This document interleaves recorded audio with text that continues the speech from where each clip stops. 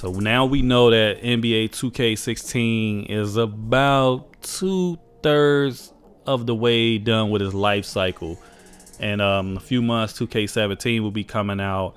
And this is around the time many of us start talking about, wish lists and what we would like to see in the, in the preceding game. Most of the time is negative, but we're going to try something different with this 2K community because it's a lot of negativity. So we're going to try to be positive. I'm trying to be positive, but I mean, of course, there's going to be some negative things that has to be brought up. So I'll get right into it. Let's start off by saying knowing your progress. And this can be applied to a couple of different regions in the game, instances in the game. And I'll start off with the park. Park rep up. You never really know. I mean, you know that if you constantly play the game, you eventually rep up, and you will eventually progress to the next level. Like if you're an All-Star 1 like myself, and you want to get to All-Star 3 quicker, and you just want to know what I need to do to get to All-Star 3. It just seems like you just have to play the game. I'm almost certain that it's based on teammate grade, which it should be, not how many points you score, not even if you just won or lost, because a lot of people not playing with squads, and a lot of people don't win a lot. Like I don't win a great deal of games either. I'll lose more than I win because most of the time I'm playing with randoms. But I felt like one thing that NBA Live did good with their summer circuit and their pro-am is that they gave you extra incentives to further boost your progression as far as like getting gear and other things and just your overall XP. They did things like, and I think they should do that, like say do like a weekly challenge, like you get X amount of rebounds in a week or in a day or whatever, or get such and such X amount A+ teammate grades in a week and stuff like that, and it'll access you to like say certain types of park gear or even as far and or XP, which all of us direly need. It's just we all just need that, because I feel like you have to play this game entirely too much, as far as like just really play the game too much to get to like that legend status. And a lot of us don't have that type of time, but I feel like you would want to dedicate that type of time if there was some sense of incentive in playing it. That's all I'm really trying to say. All right, also, as far as with knowing your progress, we asked for this last year, and 2K kind of like pimped us off. They tried to make it seem like, yeah, they were working on that as far as like with the badges. Like you go out there and you have to, a lot of times to get many of these badges. Like I get a lot of them just by playing, but some of them like Deadeye and Acrobat and some other stuff you have to get by playing bad basketball and taking bad shots. At least you would want to know what type of progress you're doing. Give us some type of progress meter, like how many we got done, how many more we have to do, so you kind of prepared for it. Let's get into the customization, man. Oh boy, customization, man. Body types, man.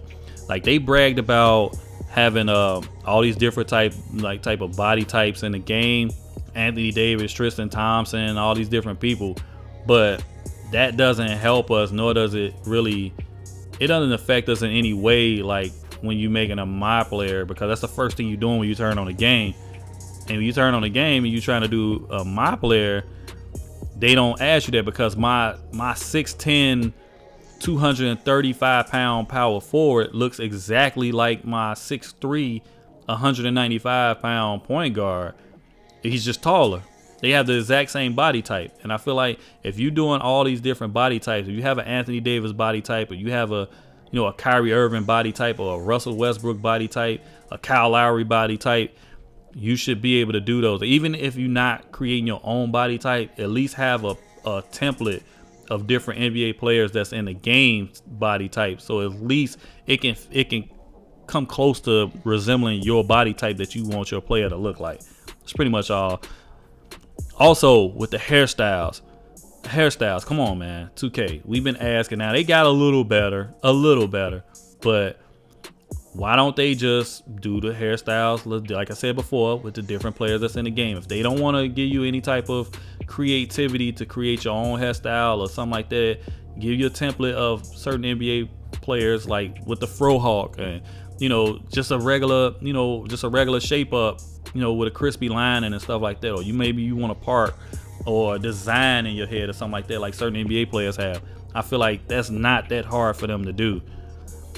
Shoes and socks, come on, man. They've been messing this up for so long. Now it seems like, I don't believe it was like that before, but if you have a shoe deal, you shouldn't have to pay for these shoes. You don't in my career, but for some reason you have to pay for them to play at the park in, which makes zero sense to me whatsoever. Like, if I have an Adidas contract, why do I have to pay for these Adidas shoes to play at the park in when I don't have to pay for them to play on my career? I don't get it, man. Oh my God. Let's talk about the big men, yo. Make the big men in the game, yo. Let them be the big men. How many of you play as big men and get tired of getting spammed as soon as you get the rebound? Somebody spamming the square button and the ball gets stolen from you. I don't know about you, but I don't know many big men that gets the rebound and they hold the ball below their waist. Most of the time, big men are holding it at their chest with their elbows extended. Just saying, man. They making it too easy for guys to take the ball from you all the time. Alley-oops. Alley-oops are already broken, but they get broken up too soon and too easily. Like, if you have posterizer and you have alley-oop finisher, come on, man. It should not be that hard for you to catch an alley-oop. You should not get thrown off a stride because some 6-foot guard is standing right there. He should get the DeAndre Jordan, Brandon Knight treatment. That's what it should be. That's exactly what it should be.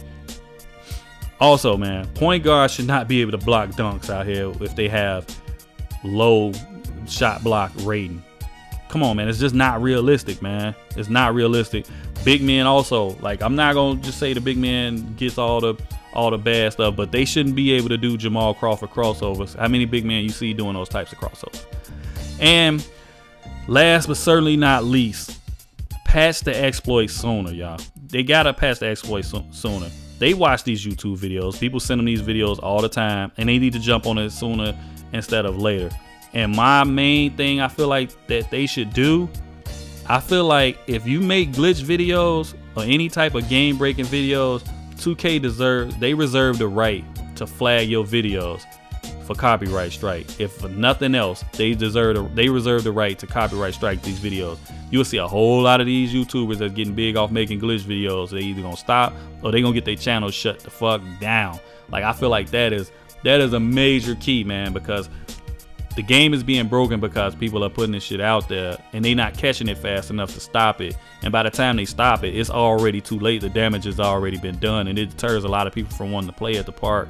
Like a lot of people don't want to play at the park. Now they don't mind because they got rid of speed boosting, but that's all I pretty much got, man, for that, man. I'm not about to keep rambling too much longer. That's a different video for a different day.